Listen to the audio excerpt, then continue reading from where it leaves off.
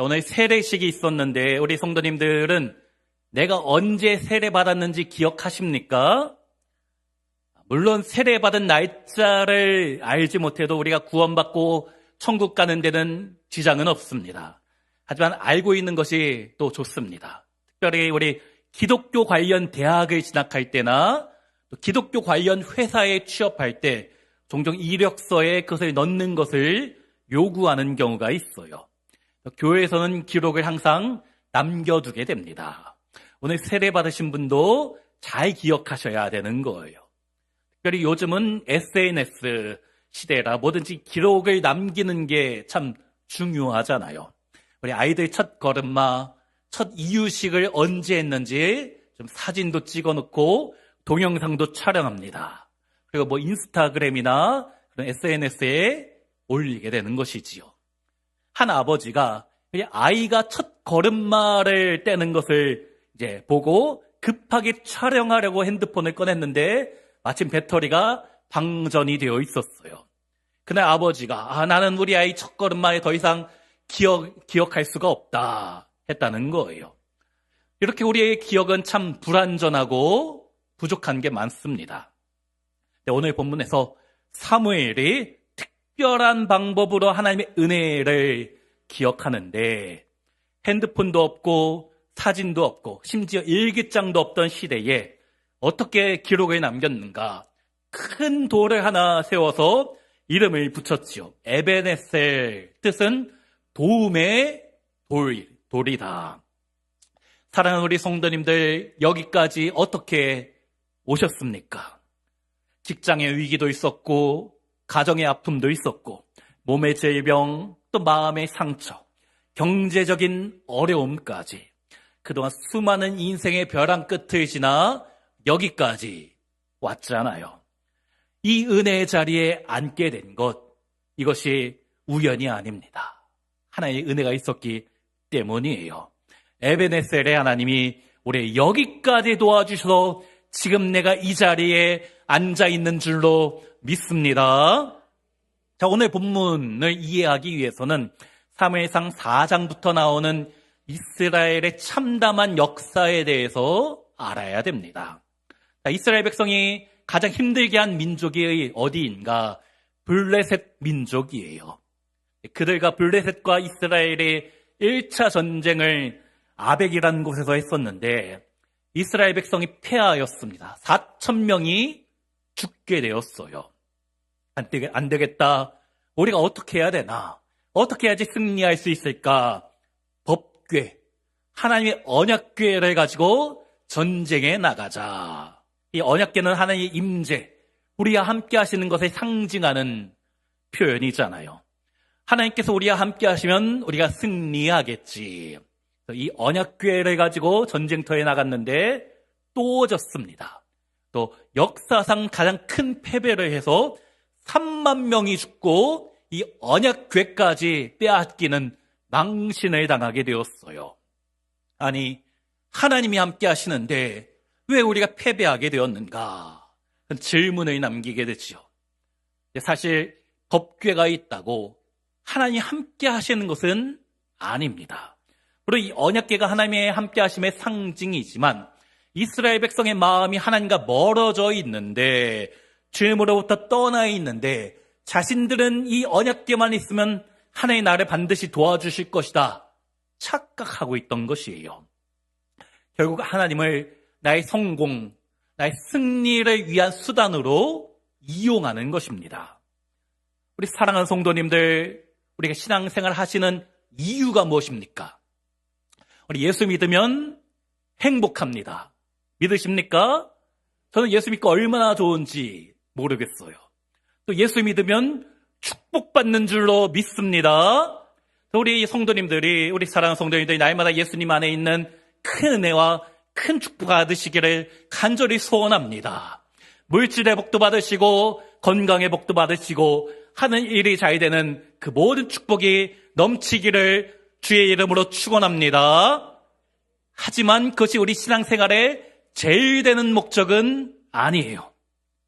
어제 우리 학습 세례 받으신 분들 제가 문답을 했는데 거기 나오는 중요한 질문 중에 하나가 웨스트민스터 소요리 문답의 첫 번째 질문, 무엇인가? 사람의 제일 되는 목적이 무엇인가? 답이 무엇입니까? 같이 읽습니다. 사람의 제일 되는 목적은 하나님을 영화롭게 하는 것과 영원토록 그를 즐거워하는 것입니다. 우리가 예수 믿고 신앙생활하면 반드시 은혜가 있습니다. 반드시 축복이 있습니다. 분명히 있어요. 하지만 그것이 우리 신앙생활의 우선순위는 아니에요. 그것이 그 자체가 우리 신앙생활의 목적이 되어서는 안 되는 것입니다.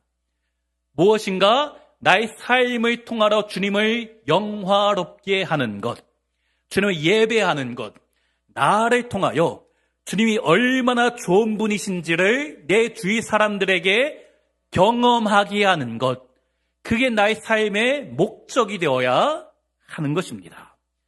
자, 그런데 이스라엘 백성이 지금 하나님을 이용해 먹기만 하는 거예요. 법궤를 가지고 와서 이것만 있으면 하나님 나에게 이길 수밖에 없게 하신다, 나에게 승리를 주실 것이다, 목적과 수단이 바뀐 것입니다. 예전에 그런 영화, 예전에 한 80년대, 90년대 그런 영화 많았어요. 드라큘라 같은 거 기억나십니까? 십자가를 들고 있으면 드라큘라가 도망가요. 마늘도 안 좋아했지요. 이 블레셋과의 전쟁에서 이스라엘 백성이 법궤를 그런 식으로 사용하는 거예요. 여호와 하나님 신앙을 마치 무속 신앙의 부적처럼, 도구처럼 사용하는 것입니다.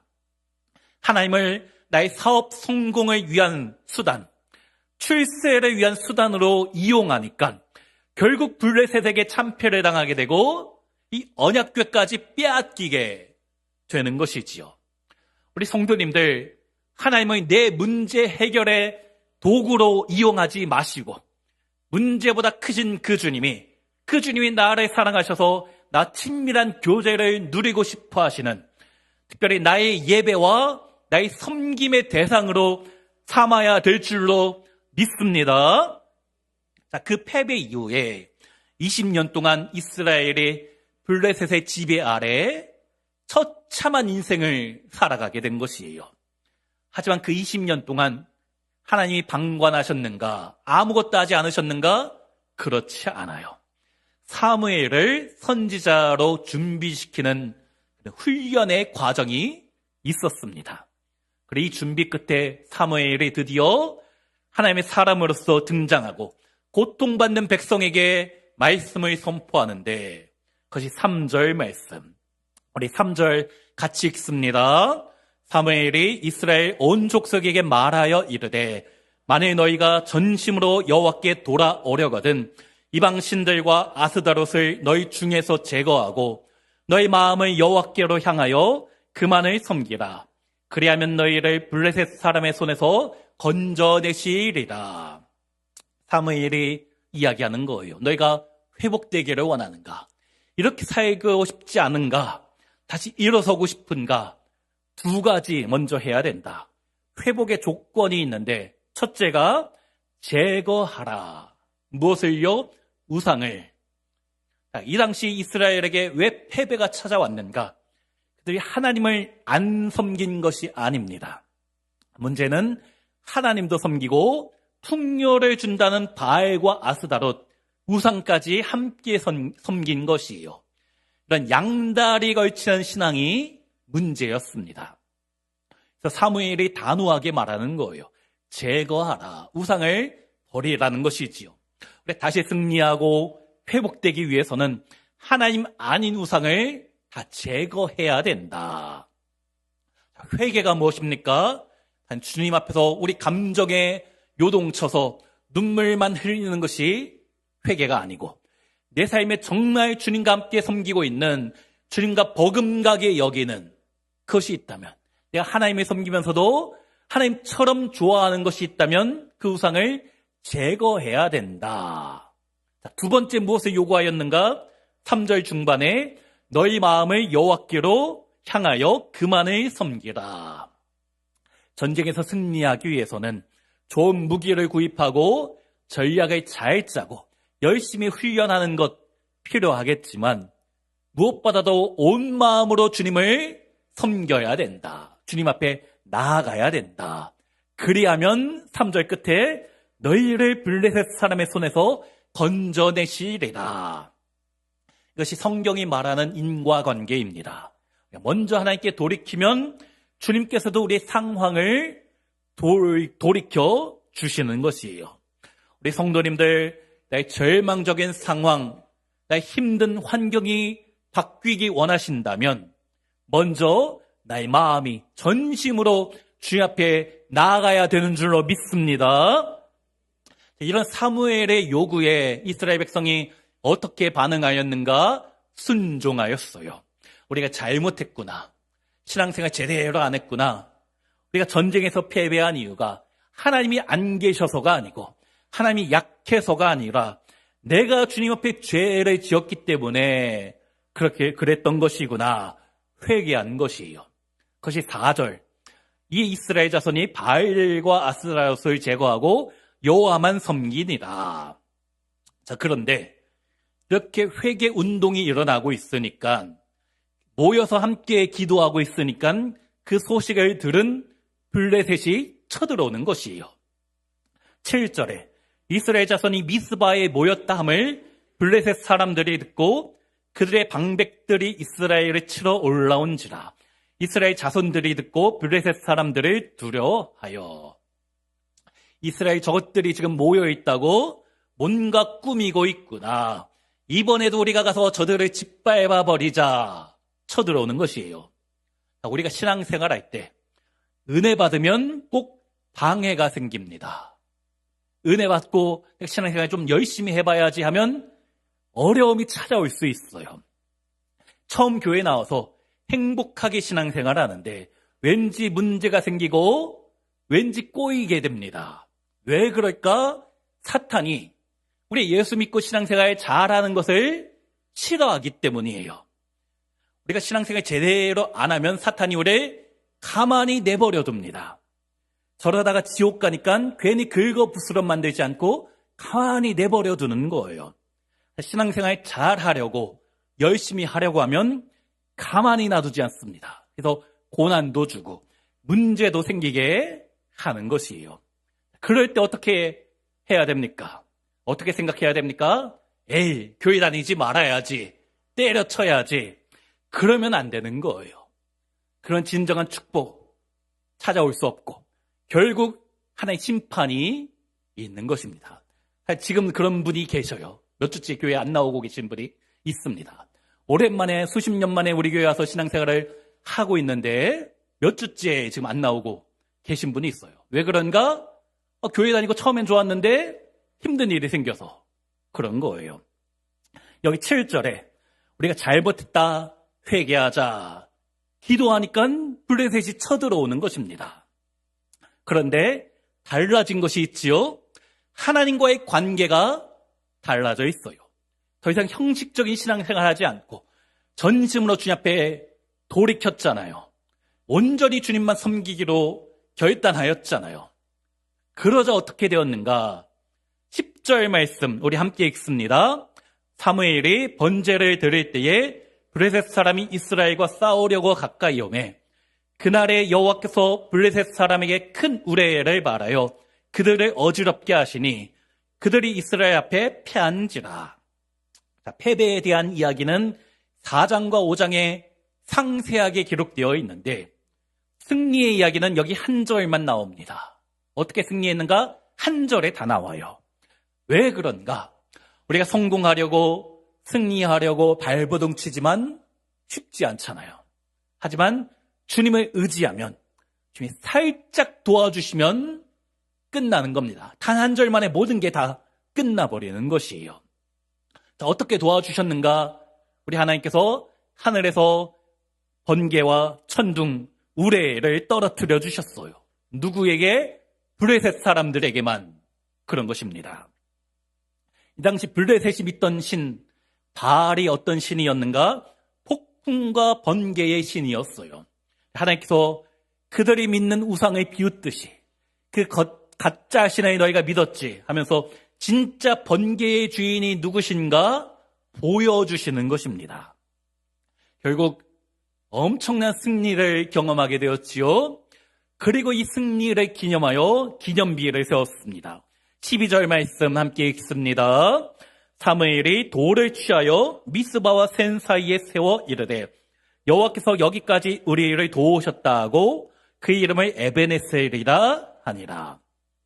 기념비를 세우고 에벤에셀, 에벤은 돌이고 에셀은 도움이란 뜻입니다. 즉 에벤에셀은 도와주신 분을 기억하자라는 의미예요. 중요한 것이 여기까지 우리를 도우셨다. 여기까지라는 것은 공간적인 의미가 있어요. 이 장소까지 인도하셨다. 또 시간적인 의미도 있습니다. 지금 이 순간까지 나와 함께 하셨다. 즉 지난 20년 동안 블레셋의 지배 아래에 있었는데 그 모든 고통, 그 모든 눈물, 모든 과정 가운데도 하나님께서 함께 하셨던 것이고 마침내 지금 이 순간까지 이르기까지 주님이 도와주시고 인도하여 주셨다. 사랑하는 우리 성도님들, 여기까지 어떻게 살아오셨습니까? 때로는 가슴 아픈 일도 참 많았고 남들 모르게 숨죽여 흐르던 눈물, 그 눈물 젖은 빵도 많이 먹어보셨잖아요. 그러나 그 모든 것은 하나님이 인도하시는 과정이었고 그 모든 과정을 통과하여 우리는 여기까지 온 것입니다. 이것은 과거에 대한 믿음의 고백이자 현재에 대한 감사이고 미래에 대한 확신인 것이에요. 여기까지도 오신 하나님이 앞으로도 도와주실 것이다. 신앙의 고백을 하시는 모든 성도님들 되시기를 간절히 소망합니다.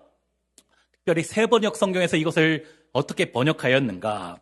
우리가 여기에 이르기까지 주님께서 우리를 도와주셨다. 이 말씀은 현재 진행형의 뉘앙스가 있는 거예요. 무슨 의미인가?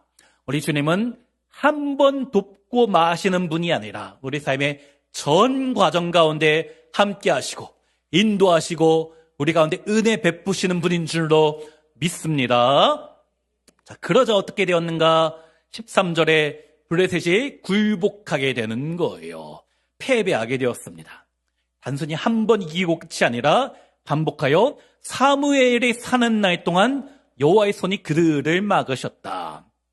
자, 우리의 힘은 무엇입니까? 나에게 주어진 것이 아니에요. 내 힘으로 살아가는 것이 아닙니다. 미스바에서 전심으로 회개하고 주 앞에 기도하였더니 하나님께 매달렸더니 여호와의 손이 나를 지키시고 나를 붙드시고 나를 도와주시는 것입니다.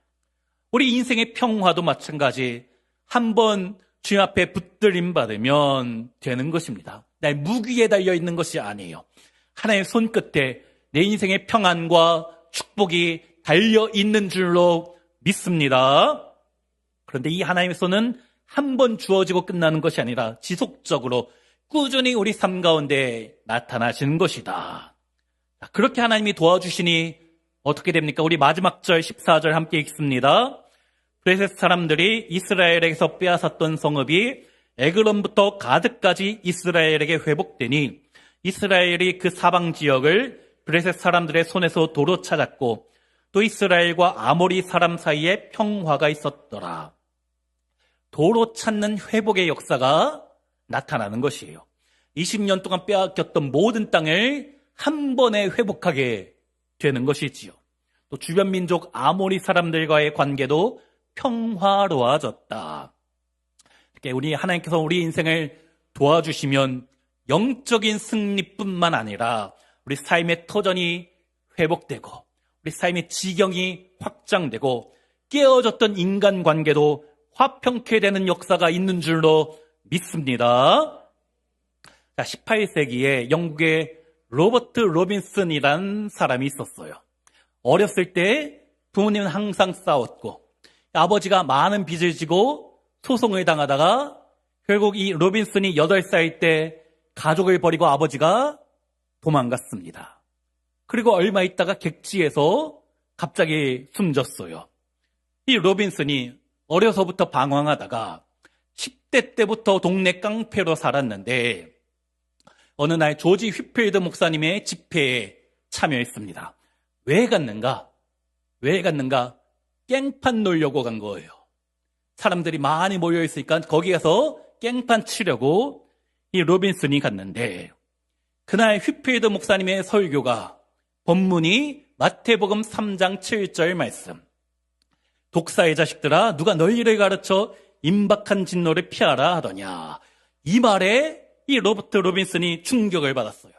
갑자기 두려워진 것입니다. 갑자기 눈물이 나고 회개 기도가 나오게 된 것이요. 그 자리에서 예수 믿기로 결단하고 회개하고 변화된 삶을 살기로 결단하였습니다. 저도 좀 세게 설교할까요? 착하기만 해가지고 나이스하고 부드럽게 말해서 좀 세게 해야 되는데. 그런데 이 로빈슨이 회심하고 찬양을 하나 작사했는데 무엇인가? 찬송가 28장. 복의 근원 강림하사 찬송하게 하소서.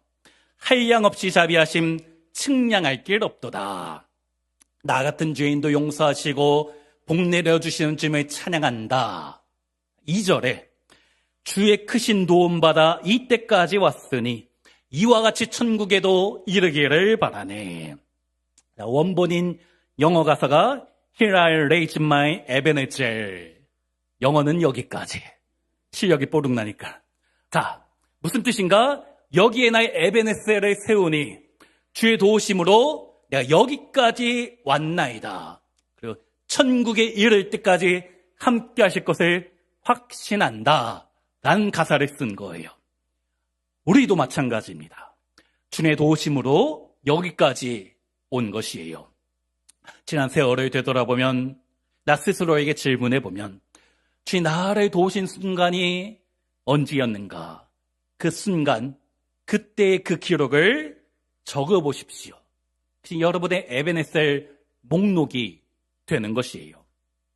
오늘 집에 돌아가셔서 노트 한 권을 마련해서 나의 에베네셀 노트로 작성해 보시기 바랍니다. 그리고 지금까지 주님이 도와주셨던 그 기록들, 기적 같았던 순간, 주님이 아니고서는 도저히 설명이 안 되는, 이건 하나님이 하신 것이다. 그랬던 것을 하나하나 기록해 보는 것이에요. 이렇게 하나님의 나에게 베푸신 도우심을 기억할 때 절망의 순간이 우리 인생 가운데 찾아올다 할지라도 결코 흔들리지 않는 줄로 믿습니다. 요즘 스마트폰에는 좋은 기능이 많이 있더라고요. 예전에 찍었던 사진이 뜹니다. 1년 전, 3년 전 오늘, 5년 전 오늘, 5년 전 3월 22일의 사진이 핸드폰만 열면은 자동으로 돌아가게 됩니다. 제가 아는 집사님이 어느 날 핸드폰을 보다가 그 기능을 보다가 눈물이 났어요. 왜 그런가? 5년 전 암투병 할 때 사진이 갑자기 뜬 거예요.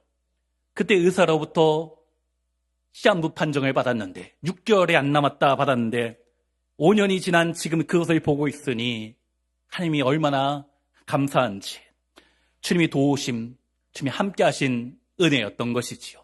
그것뿐입니까? 우리 성도님들 한 분 한 분 내 삶의 간증거리를 말하면 시간 가는 줄 모를 거잖아요. 오늘 목장 모임에서 한번 나의 간증을 나눠보시기 바랍니다. 우리는 늘 불안한 인생을 살지요. 앞으로 어떻게 될까? 내일은 무슨 일이 터질까? 걱정, 근심이 많은 인생이 있지만 그럴 때마다 에베네셀의 목록을 내 마음속에서 끄집어내어 돌아보는 것입니다. 우리 주님은 내가 눈물 흘릴 때 같이 울어주셨고 내가 쓰러질 때 손 내밀어 일으켜 주셨잖아요. 여기까지 인도하여 주셨습니다.